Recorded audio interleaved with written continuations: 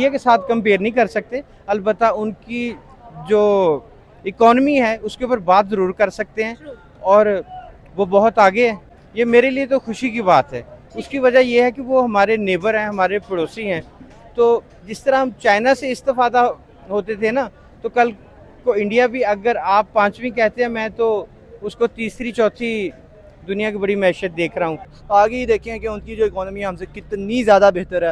हालांकि इकट्ठे आज़ाद हुए हैं और हम कहाँ हैं और वो कहाँ हैं। तसलसल रहता है उनकी पॉलिसीज़ में, और उन्होंने एक मेहनत की है अपनी कौम पे, उसका आज वो रिज़ल्ट ले रहे हैं। और मैं समझता हूँ कि पाकिस्तान में भी कहीं ना कहीं इस तरह की चीज़ें ज़रूर होनी चाहिए, लेकिन अनफॉर्चुनेटली हमारे मुल्क में मेरे ख्याल से बस कहते हैं कि जो चीज़ रमज़ान में बनती है उसको सब बड़े मज़े से खाते हैं, और पाकिस्तान भी रमज़ान में बना था, सारे इसको मज़े से खा ही रहे हैं। और हर मुल्क के लिए, मुल्क चलाने के लिए आर्मी होती है, और हमारी आर्मी के लिए पूरा मुल्क है कि इतने सालों से हुकूमतें चलती आ रही हैं।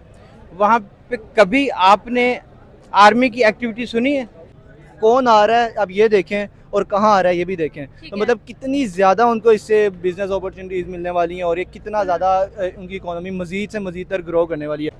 मैं तो हैरानगी से देखता हूँ कि मतलब जहाँ पे एक तरक्की करते हुए पाकिस्तान जैसे मुल्क को होना चाहिए था, आज वहाँ पे जिसको हम पसमानदा कहते थे, इंडिया वहाँ पे है, और उसने अपने आप को मनवाया भी है। अस्सलाम वालेकुम। वालेकुम सलाम। कैसे हैं आप? अल्लाह का शुक्र। क्या नाम? साथ मोहम्मद रफ़ी। रफ़ी साहब, आज हम आपके लिए एक सवाल लेकर आए हैं, और सवाल हमारा ये है कि इंडिया इस दफ़ा होस्ट कर रहा है G20 समिट। दुनिया की लार्जेस्ट इकोनॉमीज जो हैं वो इस दफ़ा इंडिया का रुख कर रही हैं, और ऑब्वियसली बहुत सारी डेवलपमेंट्स होने वाली हैं। इस दफ़ा इंडिया होस्ट करने वाला है दिल्ली में। कैसे देख रहे हैं आप इस चीज़ को? दुनिया की लार्जेस्ट इकोनॉमीज, दुनिया के बड़े बड़े नाम जो है इंडिया आ रहे हैं G20 समिट के लिए। कैसे देखते हैं इस चीज़ को? बिल्कुल, ये बहुत खुशाइन बात है उनकी इकोनॉमी के लिए कि कोई भी इवेंट किसी भी मुल्क में आए। जैसे आप देखें कि श्रीलंका में जो ये एशिया कप हो रहा है, वो उसकी कराने की वजह यह वो कंपनसेशन है कि उनकी मतलब इकोनॉमी डूब रही थी, मुल्क उनका वो डिफ़ॉल्ट कर गया था। उसके बाद फिर उनको एशिया कप दिया, हालांकि ये जानते हुए कि उनकी उधर मतलब मुल्क में इतनी बारिशें हैं, ये मतलब मौसम नहीं है साजगार, फिर भी दिया गया। वजह उसकी यही है कि उनकी इकोनॉमी मतलब इसे ग्रो करे। तो अब मतलब कौन आ रहा है अब ये देखें, और कहाँ आ रहा है ये भी देखें। तो मतलब कितनी ज़्यादा उनको इससे बिजनेस अपॉर्चुनिटीज़ मिलने वाली हैं, और ये कितना ज़्यादा उनकी इकोनॉमी मज़ीद से मज़ीद तर ग्रो करने वाली है। मैं तो हैरानगी से देखता हूँ कि मतलब जहाँ पे एक तरक्की करते हुए पाकिस्तान जैसे मुल्क को होना चाहिए था, आज वहाँ पे जिसको हम पसमानदा कहते थे, इंडिया वहाँ पे है, और उसने अपने आप को मनवाया भी है। ठीक है सर, आपके ख्याल में जब हम लोग बात करते हैं G20 समिट, मतलब दुनिया की बड़ी बड़ी इकोनॉमीज जो है वो इंडिया की तरफ आ रही है, और बेशुमार अच्छी खबरें हमें देखने को मिलेंगी जब वो लोग इंडिया का रुख करेंगे। तो आपके ख्याल में आपको क्या लगता है कि इंडिया अगर इतनी लार्जेस्ट इकोनॉमी बना है, दुनिया की 5वीं बड़ी इकोनॉमी, तो कैसे आखिर उसने ये चीज़ अकम्प्लिश की है? भाई, बात तो नीयत और मेहनत पे है ना। अब देखें कि अगर आप कंपैरिजन करेंगे पाकिस्तान के साथ, तो उसमें प्रॉब्लम ये है कि वहाँ पे इतने सालों से हुकूमतें चलती आ रही हैं। वहाँ पे कभी आपने आर्मी की एक्टिविटी सुनी है?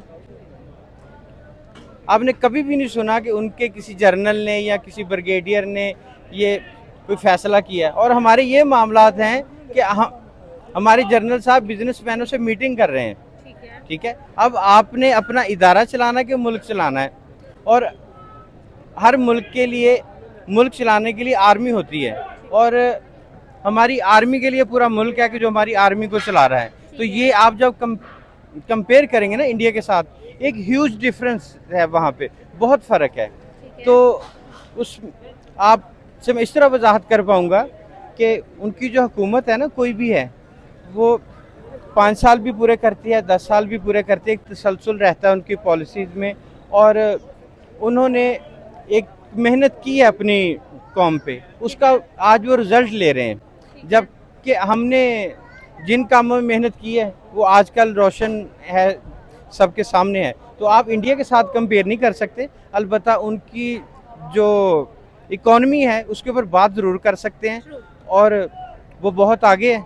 आगे ही देखें कि उनकी जो इकोनॉमी हमसे कितनी ज़्यादा बेहतर है। हालांकि इकट्ठे आज़ाद हुए हैं और हम कहाँ हैं और वो कहाँ हैं। तो ये मेरा ख्याल है कि चीज़ उनके लिए बहुत खुशाइन है, और उनके मतलब जो स्पोर्ट्समैन हैं उनके लिए भी बड़ी खुशाइन बात है। और मैं समझता हूँ कि पाकिस्तान में भी कहीं ना कहीं इस तरह की चीज़ें ज़रूर होनी चाहिए, लेकिन अनफॉर्चुनेटली हमारे मुल्क में मेरे ख्याल से बस कहते हैं कि जो चीज़ रमज़ान में बनती है उसको सब बड़े मज़े से खाते हैं, और पाकिस्तान भी रमज़ान में बना था, सारे इसको मज़े से खा ही रहे हैं। और मैं इससे पहले भी कुछ दोस्तों ने पूछा, तो मैंने कहा ये मेरे लिए तो खुशी की बात है।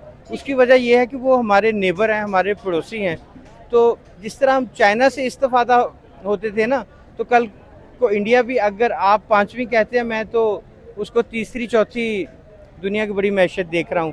बड़ी तेज़ी से वो ग्रो कर रहे हैं। ठीक है। तो उनका वो जो ग्रो करना है और उनकी इकॉनमी के जो इफ़ेक्ट हैं वो पड़ोसियों पे भी आते हैं। तो शायद कल को हम भी इस्तेफादा हों।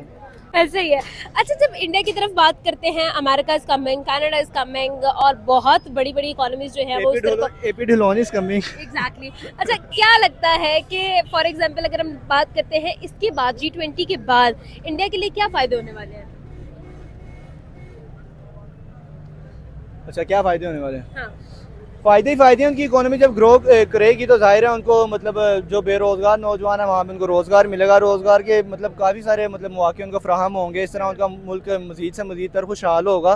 तो बस यही होता है कि इकोनॉमी जब आपकी स्ट्रॉन्ग होती है तो आपके लोग खुश होते हैं, मुल्क खुशहाल होता है, टूरिज़म बढ़ती है, ये सारी चीज़ें होती हैं। तो ये बड़ी खुशाइन बात है। बाकी हमारे खान साहब ने भी कोशिश तो की थी कि टूरिज़म यहाँ पे बढ़े, और उन्होंने रोड्स वगैरह भी खुलवाए थे, लेकिन अब वो माशाल्लाह जेल में है। नहीं, इंडिया जो देखें, इसमें ये थोड़ा सा पहले ये कहना चाहूँगा, इंडिया इस वक्त जो दिख रहा है ना वो उतना स्ट्रॉन्ग है नहीं। ठीक है। उनकी पॉलिसी उनसे ज़्यादा स्ट्रॉन्ग है कि जो वो दिखा रहे हैं या एक डेवलप कर रहे हैं दुनिया में। और वो बहुत अच्छा, उनकी हिंदी में बहुत अच्छा शगुन है, और वो अच्छा काम कर रहे हैं, इस पॉलिसी पे काम कर रहे हैं, और उसमें उनको कामयाबी मिल रही है। और हम अपनी पस्ती की तरफ बिल्कुल गामजन है। तो इसलिए इंडिया इतना स्ट्रॉन्ग नहीं है कि जिस तरह हम चाइना, अमेरिका, इन कंट्रीज़ को देखते हैं। हाँ, जिस डगर पे वो जा रहा है तो वो उसको उसी रास्ते पे पॉसिबल, लेके जाएगी। हाँ, पॉसिबल है कि वो उन ममालिक की लिस्ट में वो टॉप 2, टॉप 3 में चला जाए। अच्छा सर, पाकिस्तान की तरफ आ जाते हैं। पाकिस्तान के बारे में आपको क्या लगता है कि पाकिस्तान में क्या मेजर मसाइल जो हमें सामना करना पड़ रहे हैं, जिसकी वजह से हमारे तमाम तर इंस्टीट्यूट जो हैं वो लैग कर गए हैं, हमारी तमाम तर जो चीज़ें हैं उसमें हम लोगों को मज़ीद और मज़ीद मेहनत करने की ज़रूरत है? भाई, इसमें बहुत सिंपल सी बात है कि मतलब अब ढके छुपे लफ्ज़ इस्तेमाल होते हैं। कोई कंपनी कहता है, कोई इदारा कहता है, कोई कुछ कहता है। इसमें जो हमारी पॉलिसी मेकर है ना वो स्टैब्लिशमेंट है। स्टैब्लिशमेंट आर्मी है सारी, तो वही मुल्क को चला रहे हैं ना। उनको एक इदारा चलाना चाहिए, मुल्क चलाना चाहिए, और तसलसल में छोड़ देना चाहिए अब अपना पॉलिटिशियंस पे। अब सवाल ये पैदा होता है कि पॉलिटिशियन अगर आसिफ जरदारी, नवाज शरीफ, शहबाज शरीफ, मौलाना फजलुर रहमान या जहांगीर तरीन, अलीम खान, इन जैसा गठजोड़ है, तो फिर अल्लाह ही हाफिज है, फिर तो आर्मी को आना ही पड़ेगा। ये तो अलमिया है हमारे मुल्क का, कोई अच्छा काम करने लगे उसको जेल में उठा के डाल देते हैं। अच्छा। और दूसरा ये है कि दूसरे मुल्कों वाले इस तरह से बाहर से बुलवा के अपना मतलब इस तरह से अपने मुल्क को तरक्की की राहों पे गामजन कर रहे हैं। बाकी दुआ कर सकते हैं कि अल्लाह ताला हमारे मुल्क में भी इस तरह के कोई हुक्मरान भेजे और इस तरह के कोई लोग आएँ कि हमारे भी नौजवान जो बेरोज़गार बेचारे फिर रहे हैं उनको भी रोज़गार मिले और इकॉनमी हमारी भी स्ट्रॉन्ग हो।